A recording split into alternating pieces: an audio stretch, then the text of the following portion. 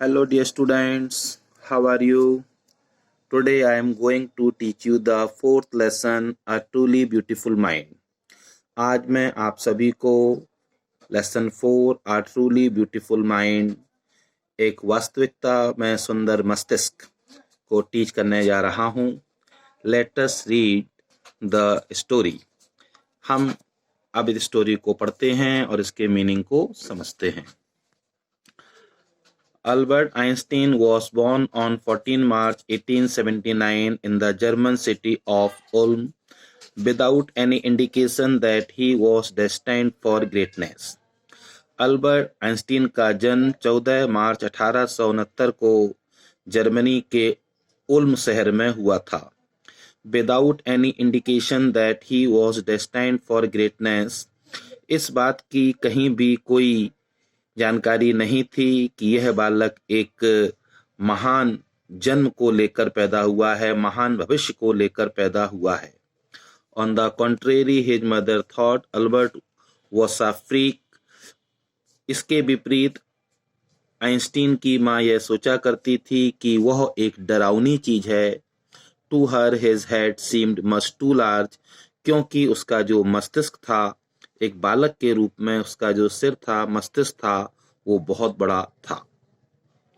At the age of 2.5, Einstein still was not talking. Edison 2 साल का हो चुका था, लगभग 2.5 साल का हो चुका था और अभी भी वह बोल नहीं पाता था. When he finally did learn to speak, he uttered everything twice. और अंत में जब उसने बोलना सीख लिया तो वह प्रत्येक बात को 2 बार बोला करता था.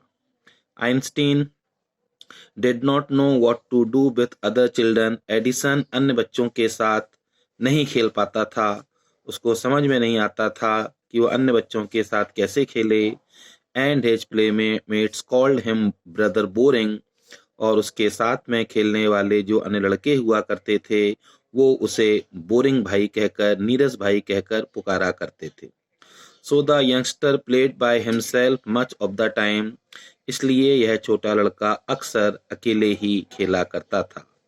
He especially loved mechanical toys. विशेष रूप से उसको यांत्रिक खिलौने पसंद थे, मशीन से चलने वाले खिलौने पसंद थे.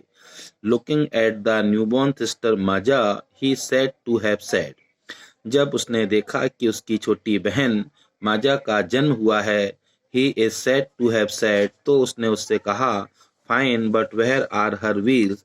उसने कहा, ये जो मेरी बहन पैदा हुई है ये बहुत अच्छी है, लेकिन इसके पहिए कहाँ हैं? अर्थात वो ये सोच रहा था कि यह भी क्या है, एक इलेक्ट्रॉनिक टॉय है.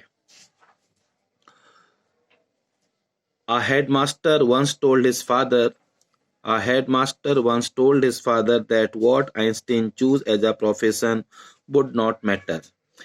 एक बार आइंस्टीन के जो हेडमास्टर थे उन्होंने आइंस्टीन के फादर से कहा कि एडिसन बड़ा होकर किसी भी व्यवसाय को चुने, उससे कोई फर्क नहीं पड़ेगा. He will never make a success at anything. क्योंकि उसे जीवन में सफलता नहीं मिलेगी, वो किसी भी कार्य में सफल नहीं हो पाएगा. Einstein began learning to play the violin at the age of 6. Elon ने 6 वर्ष की उम्र से ही वायलिन बजाना सीख लिया. Because his mother wanted him to, क्योंकि उसकी माँ चाहती थी कि वो वायलिन बजाना सीखे. He later became a gifted amateur violinist. और बाद में वह एक अच्छा वायलिन बजाने वाला व्यक्ति बन गया. Maintaining the skill throughout his life. और उसने अपने जीवन भर, होल लाइफ में, अपने इस वायलिन बजाने की जो उसकी कला थी उसको बनाए रखा.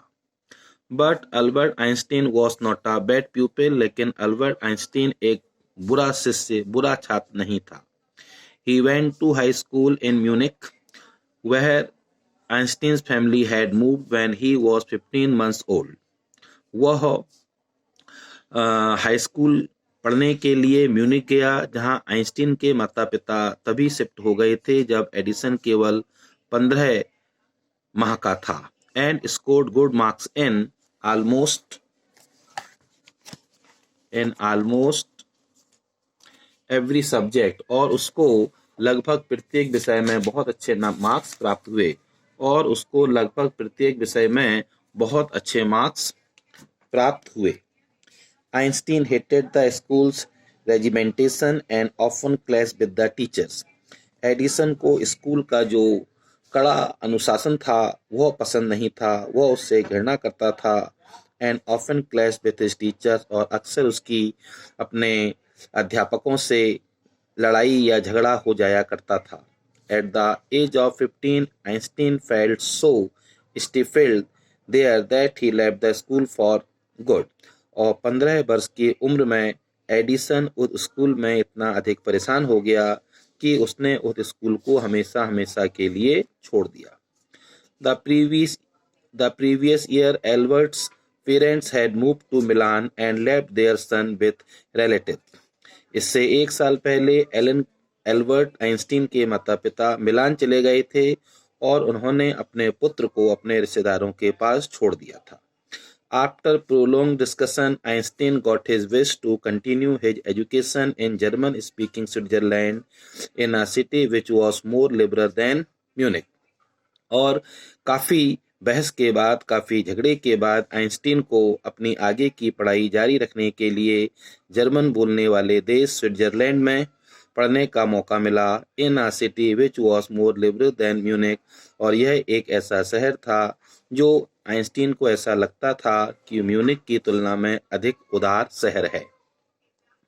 Einstein was highly gifted in mathematics and interested in physics. Einstein को गणित में बहुत ज़्यादा रुचि थी और उसको भौतिक विषय में भी उसको रुचि थी। एंड आफ्टर फिनिशिंग स्कूल, और अपनी स्कूल की पढ़ाई समाप्त करने के बाद, he decided to study at a university in Zurich. उसने अपने आगे की पढ़ाई को ज्यूरिक के विश्वविद्यालय में पढ़ने का निर्णय लिया। But science was not the only thing that appealed to the dashing young man with the world's मुस्टेच।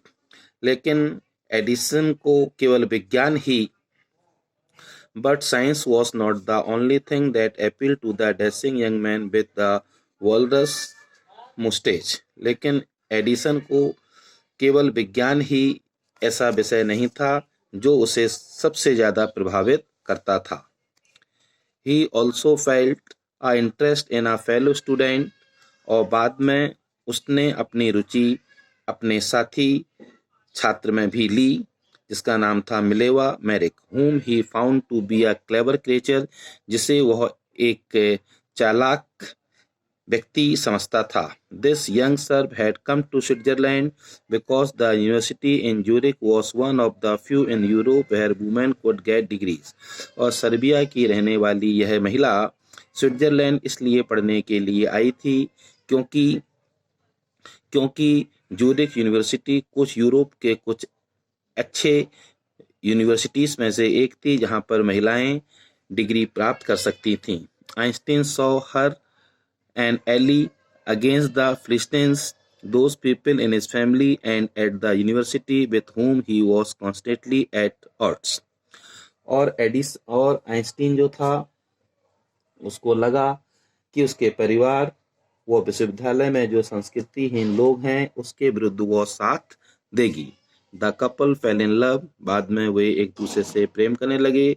Letters survive in which they put their affection into words mixing science with tenderness, और बाद में उनके जो पत्र थे, प्रेम पत्र थे, वो वहाँ पाए गए जिसमें विज्ञान के साथ साथ कोमलता भी छिपी हुई थी। Wrote Einstein, how happy and proud I shall be when we both have brought our work on relativity to a victorious conclusion. Edison ने लिखा था, मुझे कितनी खुशी और गर्व होगा जब हम दोनों का सापेक्षता के सिद्धांत पर जो कार्य है वो सफल हो जाएगा। आइंस्टीन लिखा था, मुझे उस समय कितनी खुशी व गर्व होगा जब हम दोनों का सापेक्षता के सिद्धांत पर जो कार्य है वो सफल हो जाएगा। Dear student, this is all for today.